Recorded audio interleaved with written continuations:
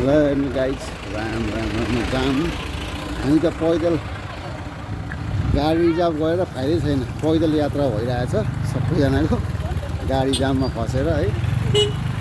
यस्तो मेरो छोरी यस्तो जाम फसेछ है। मेरो छोरीको यहाँ हालत भएको छ बोकेर। हुन त जाम सब पैदल यात्रा भइरहेछ। यति जाम छ माथिसम्म 12 क्षेत्र दर्शनको लागि आएको। यस्तो डाँडो काँडो रमाइलो घाम लागिसकेको छ अहिले। हामी चाहिँ विराटनगरबाट चाहिँ बिहान 6 बजे हिँडेको 2 घन्टा लाग्यो। मान्छेको ताती हेर्नु सब आफ्नो आफ्नो सामान बोकेर गाडी छोडेर हिँड्नु लाग्ने अवस्था आएको छ। किनभने हामी बाउ छोरी यहाँ छौँ। बाउ छोरी स्वाट भएरै रमाइलो भइरहेछ जाडोमा। यहाँ हेर्नुहोस् त पहिरो कस्तो डाँडो छ। यहाँबाट झऱ्यो भने चाहिँ घाउडामा घुम्नु कस्तो डाँडो छ। ल हेर्नु साथीहरू यहाँको पहिरो बाटोको छ।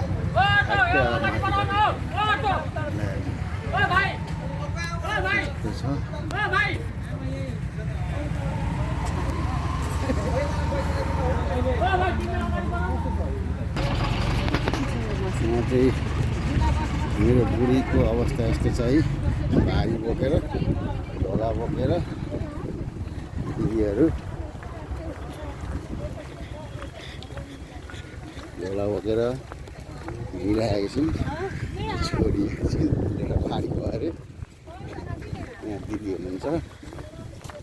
हामी चाहिँ भारी बोकेर यस्तो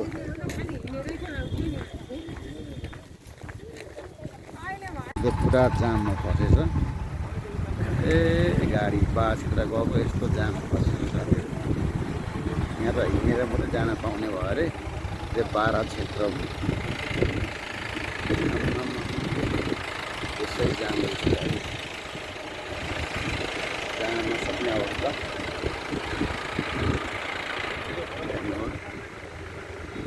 जाम पऱ्यो हिँड्नुपर्ने अवस्था भयो आएको।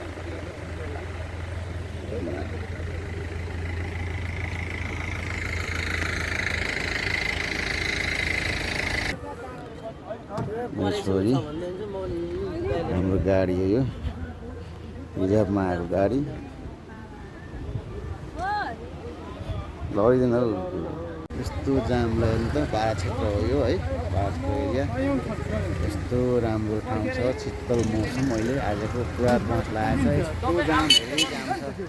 यहाँबाट चाहिँ हिँड्नुपर्ने अवस्था आएको छ। अब खै के थाहा छैन। एकछिन चाहिँ हामी बाहिर निस्केको। हाम्रो पुल 12 क्षेत्रको पुल। हाम्रो यहाँ दाइ हुनुहुन्छ बुबा दिदी हुनुहुन्छ मेरो बुढी मेरो छोरी। म चाहिँ भारी बोक्ने अवस्थामा छु चलाउन सकेको छैन।